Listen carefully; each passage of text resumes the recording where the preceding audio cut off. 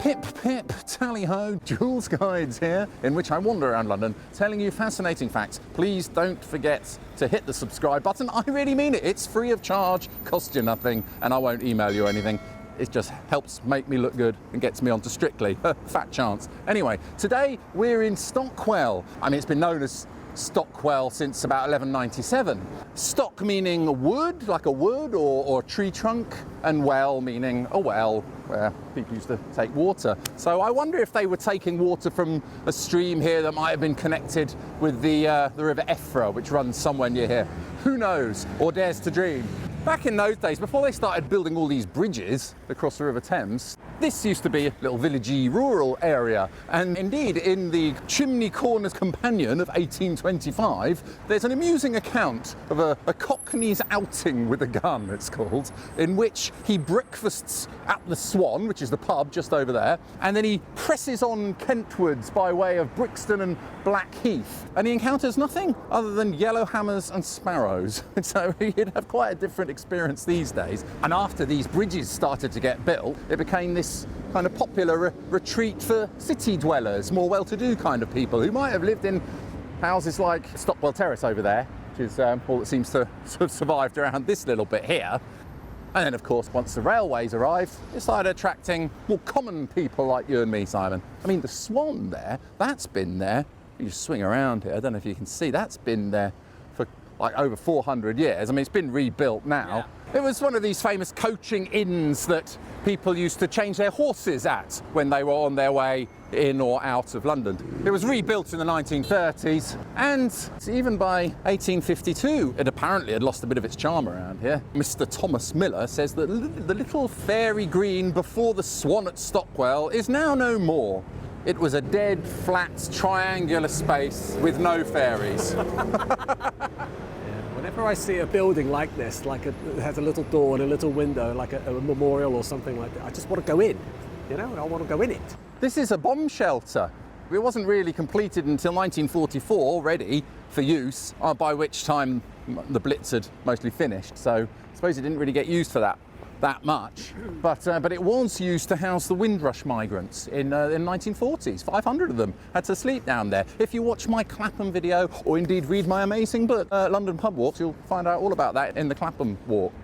And I rather like these, in case you're wondering why James Bond is there. It's all the famous people from the area, they're depicted on here, and as we will find out, Roger Moore is from Stockwell, so I'm not sure how good a likeness that is. Okay, now look over here. This statue is by Cecile Nobrega. It's called Bronze Woman, which is actually inspired by a poem that she did. Cecile Nobrega is an activist from Guyana.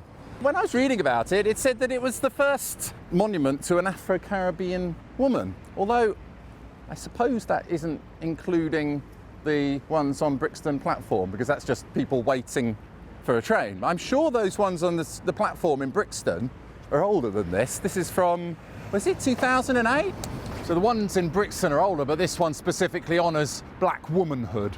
But anyway, look, see this TDA house over here? Is that an Ethiopian restaurant? It opened as a cinema, the Ritz Cinema, in 1937, but in the 1970s, it started to show films which hadn't acquired a British Board of Classification licence. I don't know, I wonder if they showed things like The Clockwork Orange in there. Yeah, The Exorcist. Yeah. My friend's boyfriend was telling me that he used to climb in over the back and see porno films in there when he used to live over here.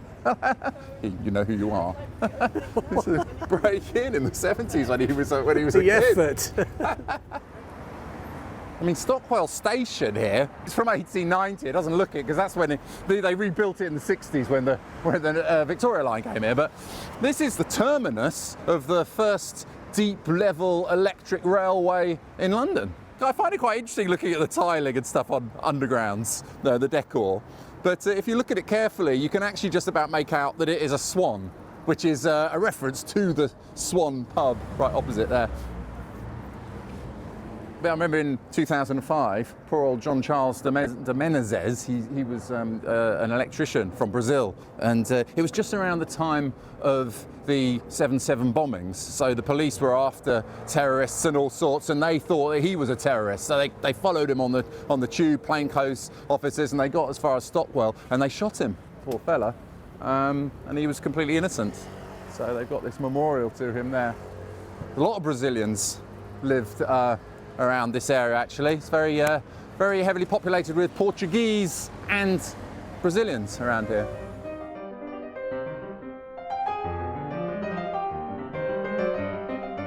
It's rather difficult to get a nice shot of this lamp with all these bikes. It's tremendous, that. I think it could also be an air vent for something below, for like the tube or from the... Did it used to be one of those tea vendors? Maybe, but I don't think so. You did used to get these tea vending lamps like this, didn't you? But I don't think that's one of them. There used to be one in Islington, actually, sort of Clerkenwell. That would be a good candidate for one, wouldn't it? Yeah. I just like it, that's all. I think it's nice. Beautifully situated next to all these green bikes.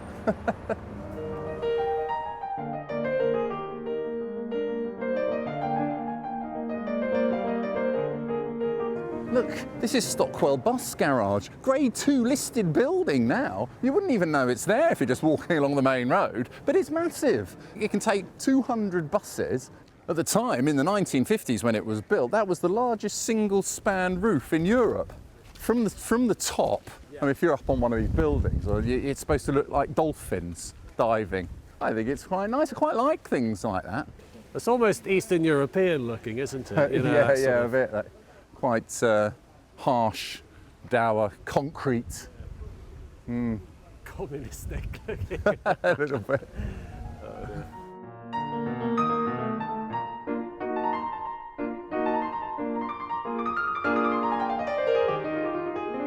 I must say, I wasn't expecting this from Stockwell. When I was growing up, I always thought Stockwell was a bit of a shady kind of area, a bit dodgy, you know. And look at all these amazing houses. I mean, these are like 1840s, juxtaposed against those kind of what look a little bit like ex-Soviet blocks around the edge. And you've got the deconsecrated church there of St. Barnabas down there. It's a really quaint little area, isn't it? You know, it could be an Agatha Christie. It is lovely, very quiet. Program. But London is like that, though, Simon. The whole of London is like this. You turn a corner and it could be completely different. Yeah, exactly. I mean, these houses must be worth millions. It's like a film set, isn't it? Yeah.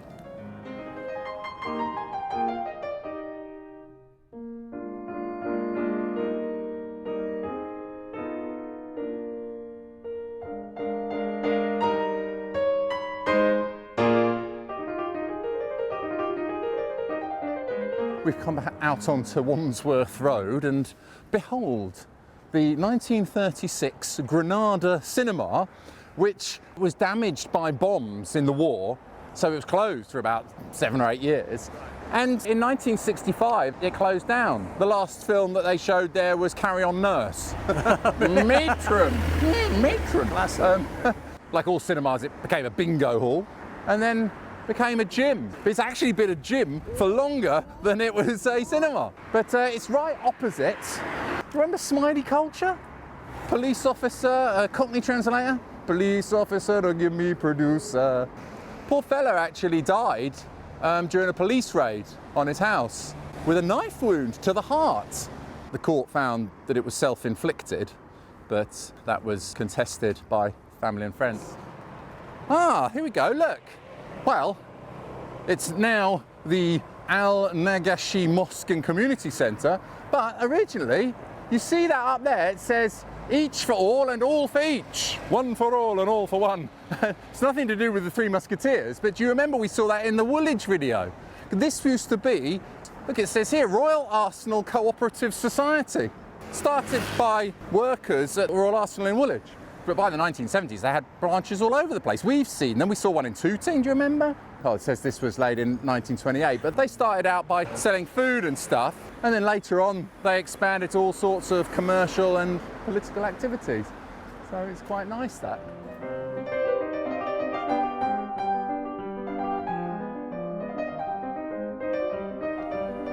It's an interesting looking building, Cantilever Court, a sort of 70s type thing. Originally it was intended as a lecture theatre in the 1970s. Then later on it became used by the Lost Theatre Company. And So that's where everybody's sitting up in Yeah, that, I guess so. Haven't been inside. And it's right opposite another one of these, a Portuguese restaurant. This one's called, what, Casa Benfica. I mean, thousands of Portuguese arrived here in the 1960s. So as you walk around, you'll see quite a lot of, look, Portuguese cuisine here, Atoca restaurants. It's a real Portuguese community still. They call it Little Portugal, in fact.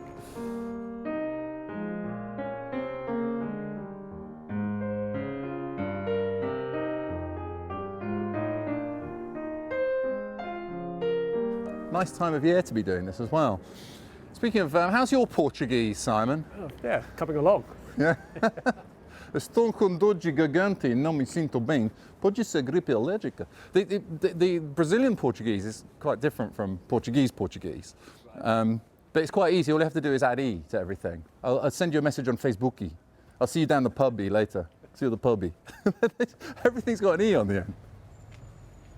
This is a secret gateway here to a secret garden or something. Look, Simon. Old Thomas Miller, who was obsessed with fairies being on Stockwell Green, he should have come down here. Look at that. They've definitely fairies down there. Oh, a few reside down there, I'm sure.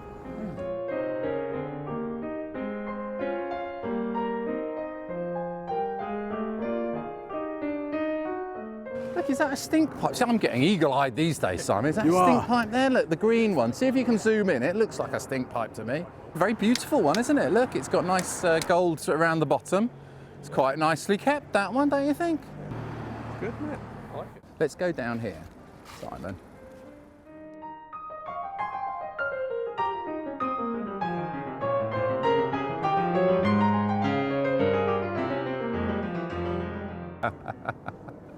No, Simon, it's not Shakin' Stevens, as you just said, off camera. Simon's so suspicious whenever I stop at a random place. He's like, I don't know what he's "Oh, going to say, ladies and gentlemen. It's all not new to me when I'm filming. It's not Shakin' Stevens, but it is actually KLF. Have you heard of KLF? They used to have their Trans Central, whatever, studios here. They were the band who burnt £1 million. I bet you remember Doctor Who and the Time Lords. Yeah. Yeah, they did that. That was another incarnation of them. Doctor Who, the TARDIS. Now, I don't know. I'm not a massive KLF fan, but there will be some there. Look at those buildings up there, Simon. They're multiplying. The Soviet style. No, there's 3. Now, just along this little stretch of houses here used to be the Annie McCall Maternity Hospital, opened in 1889, and it was the first maternity hospital staffed entirely by women doctors. And more importantly than that is that I think, unless I'm mistaken, that is where Roger Moore was born. I like an early morning ride. I'm an early riser myself. He was one of my favourite Bonds because obviously, like yourself, we grew up with him, didn't we? Simon has, I hate to tell you this, that Simon has not seen any Sean Connery James Bond films. No, I have. I recently watched Dr. No, so I've broken that. I only recently watched Dr. No.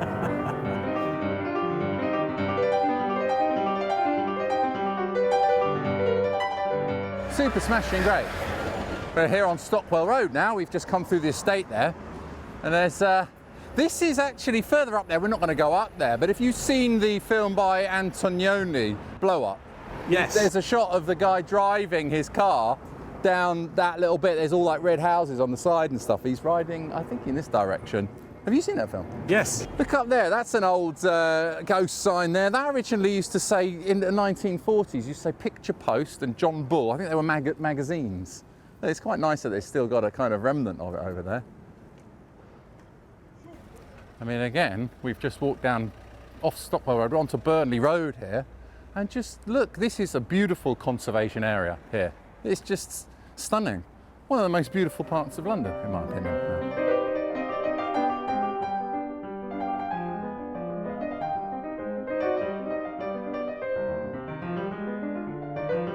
These are a little unusual, these buildings here. Don't you think, Simon?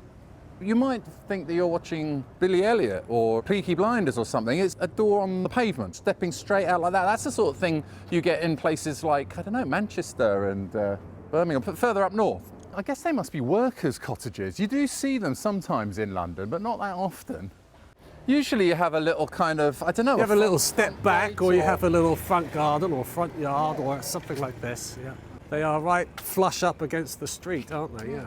It says here, Cherry Dorothy Gross, innocently shot in this house by police, which sparked the 1985 Brixton uprising.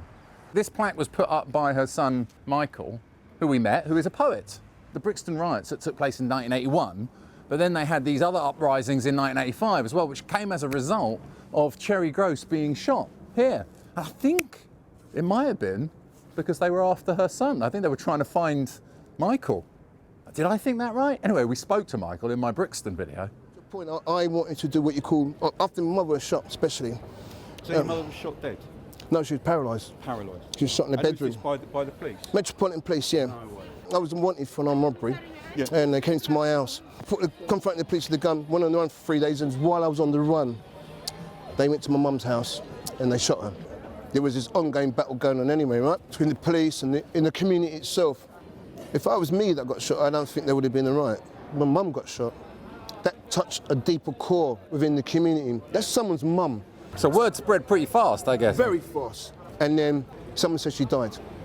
So now they marched to the police station, threw the first bottle at the window, and just went, whoa. So I did this thing called restorative justice. I did work with police. Oh, yeah? Then I did work with prisoners. Went back to probation, did work with them. Visited some of the prisons I went to. That restorative justice gave me an opportunity to really do a lot of work free within the community. You get these buildings here, they look like they've just landed there amongst all this, because it's completely different. You just look across the road. What was all this before? Maybe Just Parkland or something? I don't know. it was bombed.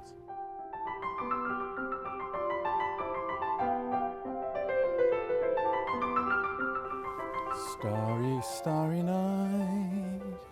Do you know who went to this school? This primary school? Roger Moore. Yes, it's Roger Moore's primary school. Bond. This is where they train spies in there. And right, I love these old Victorian ones. It says boys, girls, and infants. And just opposite is Van Gogh's house. Look at this. Vincent van Gogh lived in London, and he was very, very happy at his time here, he said. About 15 years ago, it sold for £400,000. Do you think that Vincent van Gogh himself wiped his boots on that very foot scraper? What do you reckon? Of course he would have done, yeah. I mean, it's pretty old. That looks like Yeah, it might yeah. be original. Yeah. Around the corner, they've renamed the street Van Gogh Walk. Or would you prefer to say Van Gogh or Van Gogh? Well, how do you say it in Dutch? I don't In know. Dutch, it's Van Gogh.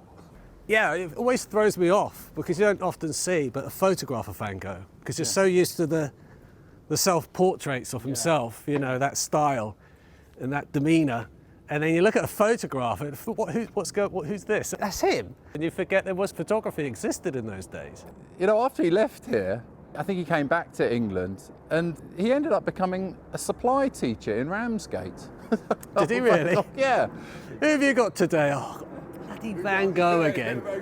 Oi, oi, turn around, stop mucking about. Miserable bugger. Personally, I think the Dutch were the best painters of that era, without a doubt. Look, in 1873, he arrived in London to work as an art dealer and found lodgings nearby here. He wrote to his brother Theo, "Oh, how I'd like to have you here, old chap, to see my new lodgings. I walk here as much as I can. It's absolutely beautiful here, even though it's in the city. Things are going well for me here. I have a wonderful home and it's a great pleasure for me to observe London and the English way of life and the English themselves." Sad, isn't it, that he only really sold one painting in his lifetime? Well, a few months before he died, he actually sold many paintings in his lifetime, hundreds, but none of them were his own. He sold other people's paintings. It was his job for a while. It's not that long ago, really, is it? Really, when Van Gogh was alive and kicking and living here. Yeah, just before Jack the Ripper. Right. It was around, I mean, really, I think my grandmother was born, like, only a few years after that. In fact, my grandfather, I've got a photograph of him standing outside the Titanic being built. He must have been born around then, or just a little bit after. You know, Charlie Chaplin, he was only born about 10, 15 years later. Yeah, it just gives you an idea, it brings it into the present. Have I just stepped into Buck Rogers or something? Literally walked off that beautiful road, and now I'm in, I don't know.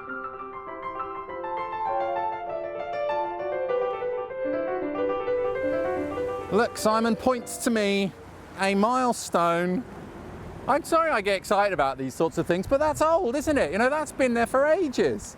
So yeah, it does actually say 2.5 miles to Whitehall, and then this one here says Royal Exchange, which is like Bank, isn't it, the Royal Exchange? That's just outside Bank Station. So 3 miles, and it's got one of these funny little kind of marks that you often see on pavements that we always argue about. I think this one, when you see it on a wall like that with a line, that is something to do with measuring above sea level, how high it is, or something. Anyway, this is right opposite the Printworks. It says Printworks there, which presumably it was originally the Printworks when it was built.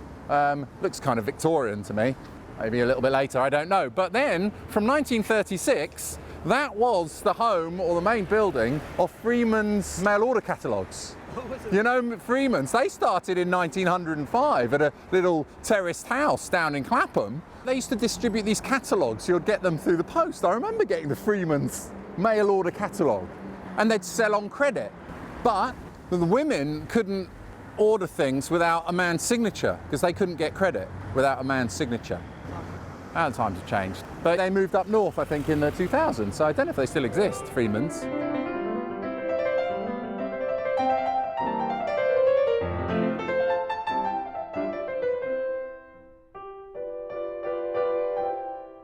I have to say I'm really taken by Stockwell, Simon. I mean, I seem to say this every time I do a video, Simon. I always say, oh, I always thought I didn't know it was as nice as this. But again, I didn't. I mean, this square also, look, it's an unspoilt square, really, all the way around. Looks like the Luftwaffe missed this. Now, where are they from, like 1840s or so, these buildings? You know who lived in that one is Arthur Rackham. He lived there. He illustrated things like Midsummer Night's Dream, Peter Pan, very, very distinctive style. Oh, they always had amazing houses. It must have been a great job being an artist in those days. I mean, look at it there. Let's take a walk around the square, Simon, because it is just rather nice. Look, nice original coal hole covers. I mean, this is all a lovely old square, isn't it? I don't have a huge amount to say as we walk around the square, so why don't I just remind people about my amazing book, Joolz Guides Rather Splendid London Walks and Rather Splendid London Pub Walks, which is available on my website, joolzguides.com. And also, don't forget that you can leave a donation. It's very easy to do through my website. Money goes towards paying Simon for a crust of bread and some stagnant water. I'm not officially paid to do Joolz Guides, so yeah, it's always nice to receive any donations, and Patreon, I've got that as well. And a big thank you to everybody who has donated and everyone who does subscribe to my Patreon. I don't say thank you enough, and I should. So thank you, it's very highly appreciated. On with the show. You know, the money does go towards, obviously, Simon's car and my car over here. Actually, that's Julian's. Say it without laughing. No, they are gorgeous, these cars. They're actually quite spacious on the inside.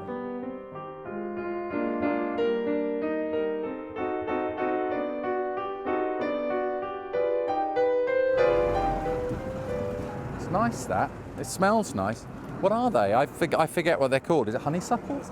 Honeysuckle. It might be, yeah. All I can smell is just fried chicken. Is that what I'm smelling? Oh, I like that smell. It's fried chicken. Oh, no, it's actually the fried chicken. Yeah. So we're in Tredescant Road. Now, John Tredescant, this is on the site of his house. He was the gardener of King Charles I, John Tredescant, and His family lived here, and he famously displayed a pineapple here in a little kind of museum, or a little sort of garden museum that he had here. I don't know if he brought the pineapple to England. I'm not sure if he claimed that, but he did bring many. He was obsessed with botany and plants and things. He brought lilacs, magnolias, poppies, the cos lettuce he brought to England, and he also, I think he was the first to cultivate nectarines and apricots anyway. So this whole area occupied his kind of botanical garden area. Lambeth Bridge, you can see pineapples on the top as a kind of wink to John Tredescant, who popularised it. And of course, I'm always going on about how they represent hospitality and welcome pineapples. That's probably what all these references are for. Here, look at this. We've got the Lovely mosaic here as pineapples well. Is that something to do with it? Welcome. Yeah, this is... Possibly? I don't know, but it does look like some sort of fruit. There's some sort of tree over there on that mosaic. So it's all rather... I think it's all a reference to John Tredescant, who occupied this area. Yeah, terrific. Of course, it didn't look anything like this back then.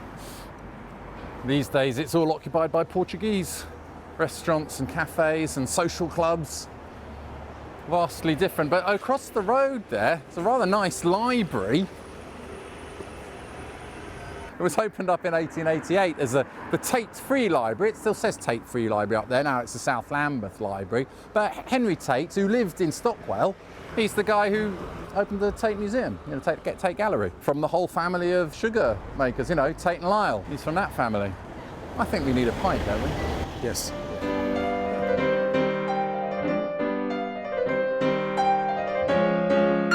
Cheers, Simon. Cheers. Cheers, everybody. Nice to have Simon back, isn't it?